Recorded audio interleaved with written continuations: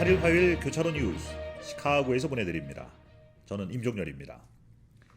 시카고 그랜드파크에서 열린 음악축제 롤라팔루자 페스티벌이 지난 6일 대단원에 막을 내렸습니다. 롤라팔루자는 미국에서 가장 큰 음악 페스티벌 중 하나로 매년 전 세계에서 수십만 명의 관객이 방문합니다. 특히 올해는 K-팝의 힘을 전 세계에 보여준 의미 있는 축제였습니다. 개막일인 3일 목요일인 한국 걸그룹 뉴진스와 4인조 인디락 밴드 더 로즈가 무대에 올라 축제의 화려한 개막을 장식했습니다. 5일 토요일 무대에서는 방탄소년단 BTS의 동생 그룹으로 불리는 K-팝 보이그룹 투모로우바이투게더가 헤드라이너로 공연을 펼쳤습니다. 투모로우바이투게더는 2022년도에도 롤라팔루자에 출연했지만 올해는 메인 스테이지인 버드라이트 스테이지에서 공연하며 K-팝의 위상을 높였습니다.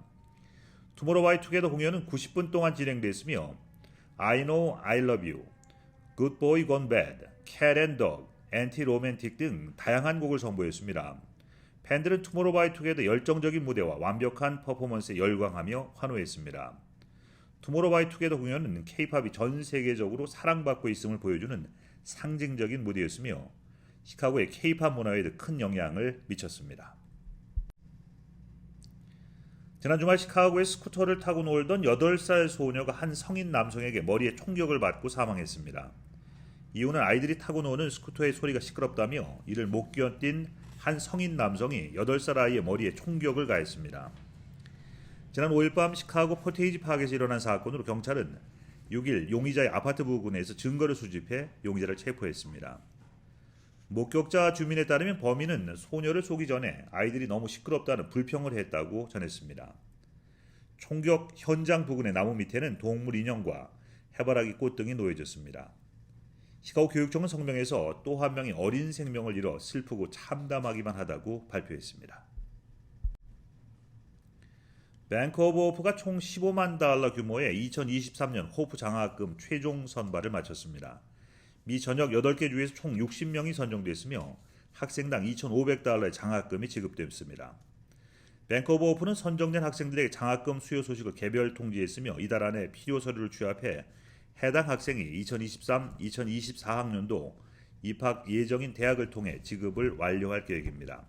각 지역별 장학생 수는 캘리포니아 30명, 뉴욕 13명, 뉴저지 2명, 일리노이주 5명, 텍사스 4명, 워싱턴 3명, 버지니아주 2명, 조지아주 1명입니다.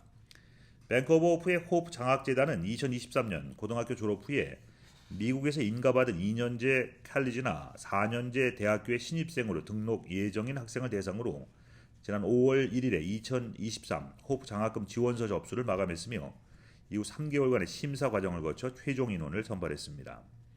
뱅크 오브 케빈 킴 행장은 호프 장학금이 학생들이 꿈을 향해 도전을 지속할 수 있는 원동력이 되길 희망한다며 인생의 가장 중요한 첫발을 내디는 2023 호프 장학생 모두 건강하고 우수한 사회 구성원으로서 성장하길 응원한다고 말했습니다.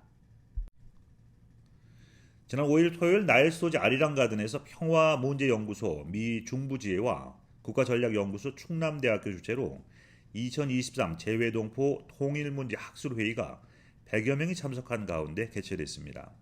일부 개회식은 이완수 회장의 개회사와 진한순 한미우호 네트워크 총회장의 환영사, 김정한 총영사, 최은주 시카고 한인회장의 축사에 이어서 연사로 이명수 국회의원의 윤석열 정부의 한미동맹 정책과 재미동포의 공공 외교 활동이 화상으로 진행됐습니다.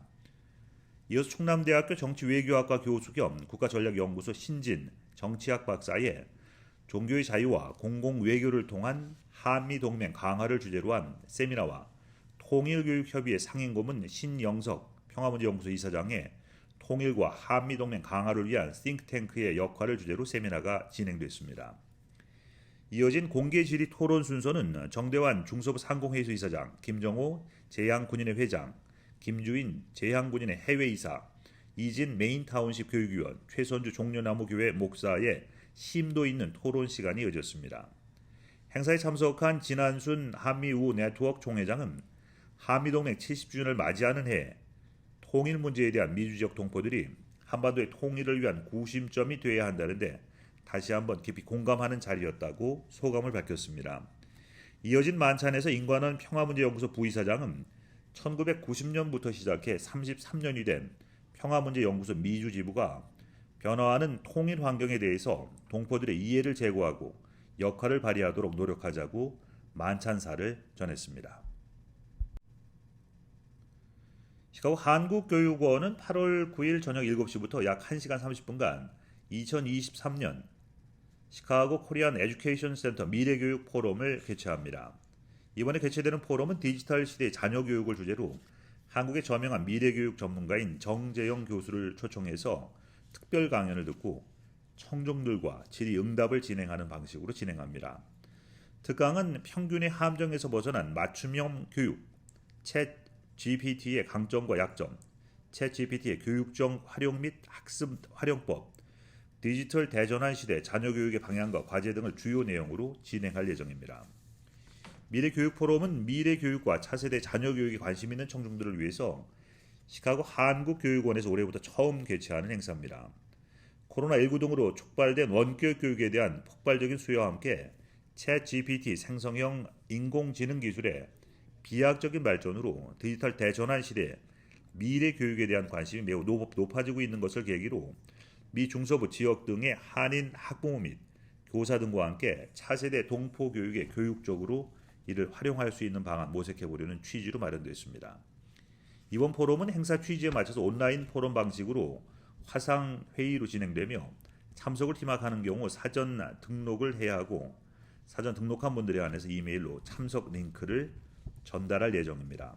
기타 포럼에 관한 자세한 사항은 시카고 한국교육원으로 문의하시면 됩니다. 일리노이 주민 약 4만 7천여 명이 8월 1일 메디케이드 자격을 박탈당했습니다. 일리노이 의료가정서비스국에 따르면 메디케이드 보장을 잃게 된 사람들 중 약 1만 3천 명은 더 이상 자격이 없으며 약 3만 4천 명은 자격을 증명하라는 요청에 응하지 않았습니다. 메디케이드는 일리노이 주정부와 연방정부가 공동으로 자금을 지원한 건강보험 프로그램입니다. 메디케이드는 일리노이 인구의 23에서 25%인 약 390만 명이 자격을 얻고 있는 것으로 추산됩니다. 팬데믹 기간 동안 자격 증명 절차가 잠시 생략되어 있지만 이후 메디케이드 수혜자들은 그들이 여전히 보장을 계속하는 프로그램에 적합한지 증명하도록 요구받았습니다. 첫 번째 메디케이드 갱신 양식은 4월에 발송됐습니다. 첫 번째 갱신 기한은 6월 1일이었으며 당시 약 2주간의 유예 기간을 뒀습니다. 메디케이드 자격이 상실된 후에 90일 내에 관련 서류를 제출할 경우 자격을 다시 회복할 수 있습니다. 90일이 지났다면 메디케이드 재신청은 불가능합니다. 의료서비스국은 메디케이드 자격 증명 절차가 모두 완료된다면 최대 70만 명이 자격을 잃게 될 것으로 예상된다고 말했습니다. 메디케이드에 대한 세부 사항 및 갱신에 대한 정보는 웹사이트를 통해서 확인하실 수 있습니다. 잠시 전하는 말씀 후에 뉴스 보내드리겠습니다.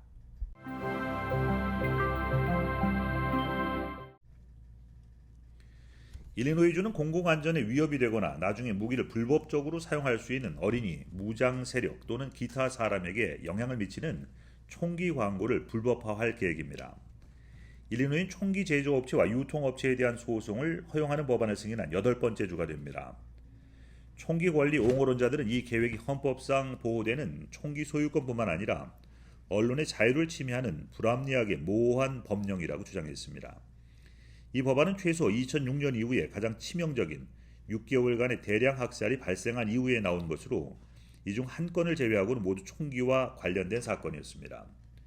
뉴욕, 뉴저지, 델라웨어, 워싱턴, 캘리포니아, 하와이, 콜로라도도 비슷한 계획을 채택했고 사격 스포츠 단체는 콜로라도를 제외한 모든 주에서 연방 소송을 제기했지만 아직 해결된 것은 없습니다. 법원 소송에도 불구하고 사격 스포츠 단체 회원을 위해서 시행을 금지한 뉴저지를 제외한 모든 곳에서 법이 시행되고 있습니다. 이 법안들은 총기 폭력에 대한 해결책이 될 것인지 여부는 불확실한 실정입니다. 그러나 그들은 총기 규제에 대한 논의를 재점화하고 미국의 총기 문화를 변화시키는 데 도움이 될 수 있을 것으로 보고 있습니다. 일리노이 주에서는 2020년 1월 1일부터 기호용 마리화나가 합법되어 있지만 허용되는 것과 허용되지 않는 것에 대한 규정이 여전히 모호한 경우가 많습니다. 21세 이상의 일리노이 거주자는 특정 장소에서 대마초를 구매, 소지, 소비하는 것이 합법이지만 지자체에서 최종적으로 허용할 수 있는 범위를 결정할 수 있는 여지가 있습니다. 우선 공공장소에서 대마초를 피우는 것은 불법입니다. 여기에는 공원, 거리, 인도, 버스 및 기차, 약국, 인근 지역 등이 포함됩니다. 자동차 안에서나 자전거를 타는 중에는 대마초를 피울 수 없습니다. 운전 여부에 관계없이 모든 차량에서 대마초를 사용하는 것은 불법입니다. 호텔 객실이나 에어비앤비에서 대마초를 피울 수 있는지는 각 정책에 따라 다릅니다. 시카고에서는 대마초를 피우다 적발되면 경고를 받거나 물품을 바로 쓰레기통에 버려야 할 수 있습니다. 첫 위반 시에는 $50 벌금이 부과되지만 30일 이내에 2번 이상 적발될 경우 이후 적발될 때마다 $100의 벌금이 부과됩니다. 또한 사회봉사와 약물 교육 프로그램에 참석하라는 명령을 받을 수도 있습니다. 특히 차 안에서 대마초를 피우는 것은 경범죄로 간주되며 최대 1년의 징역형, 1년의 면허정지, $2,500의 벌금이 부과될 수도 있습니다. 시카고의 일부 카페와 베이커리에서는 대마 및 CBD가 함유된 음식과 음료 제품을 전문적으로 판매하는데 이러한 경우에는 현장에서 제품을 섭취할 수 있습니다.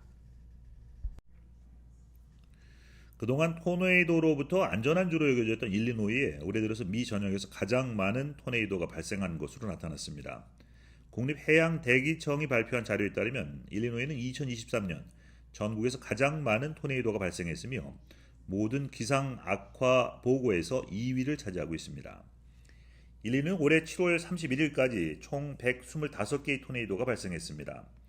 기존 7월까지 평균 47개 토네이도가 발생했으며 1년 동안 평균 발생 토네이도는 54개에 불과합니다. 올해는 심한 폭풍이 자주 일리노이를 덮치며 1월 3일 하루에만 10개의 토네이도가 보고됐습니다.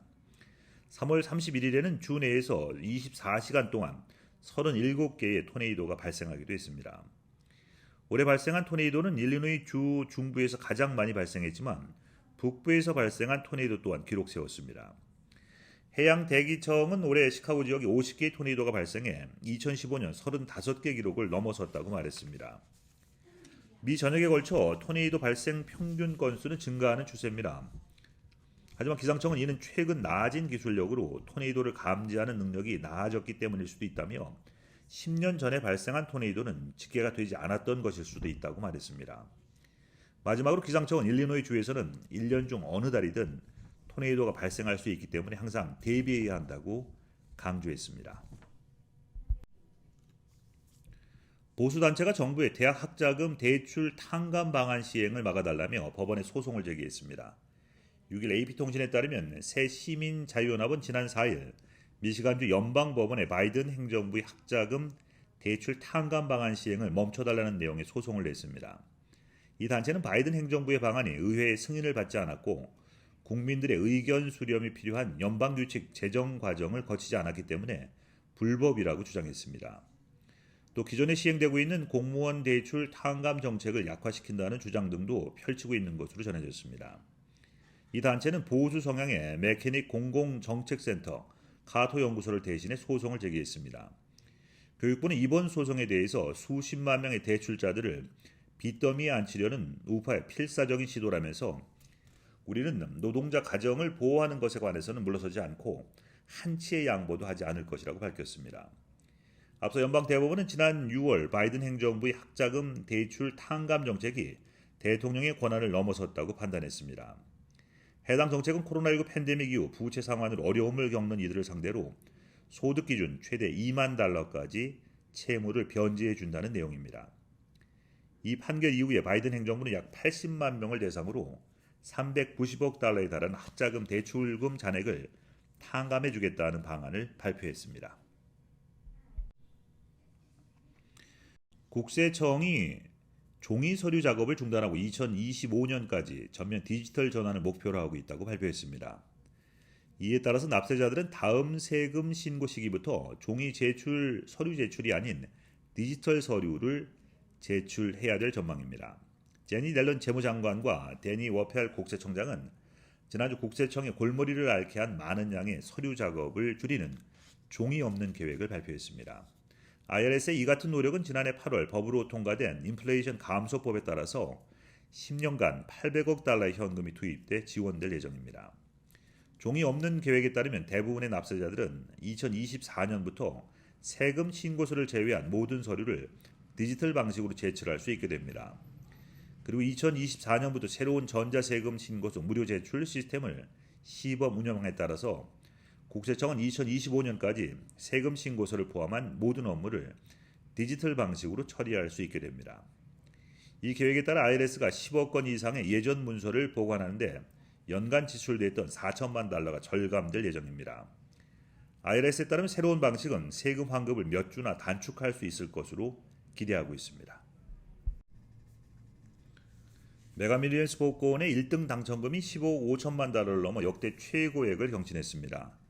ABC7에 따르면 지난 4일 금요일에도 1등 당첨자가 나오지 않아서 8일 진행되는 추첨에서 당첨금이 역대 최고액을 기록할 것이라고 전했습니다. 4월 18일 이후 1등 당첨자가 나오지 않아 금액이 누적된 결과입니다. 1등 당첨금은 3개월이 넘게 누적되며 현재 15억 5천만 달러로 늘어났습니다. 이는 역대 최고 금액인 2018년 10월 사우스캐롤라이나주에서 당첨된 15억 3천만 달러를 갱신하는 겁니다. 당첨자는 상금을 30년간 연금으로 받거나 일시금으로 수령하는 두 가지 방법이 있는데 후자의 경우 7억 5,720만 달러를 받을 수 있습니다.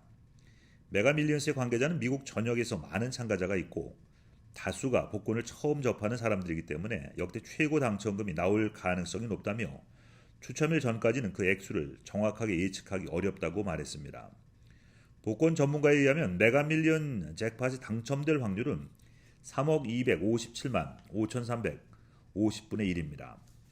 메가밀리언스의 다음 추첨은 중부시간 기준 8일 오후 10시에 진행됩니다. 추첨일은 매주 화요일과 금요일입니다. 역대 최고 당첨금이 누구에게 갈 것인지 관심이 집중되고 있습니다. 자, 오늘 보내드린 교차로 뉴스 마치겠습니다. 시청해주신 여러분 고맙습니다.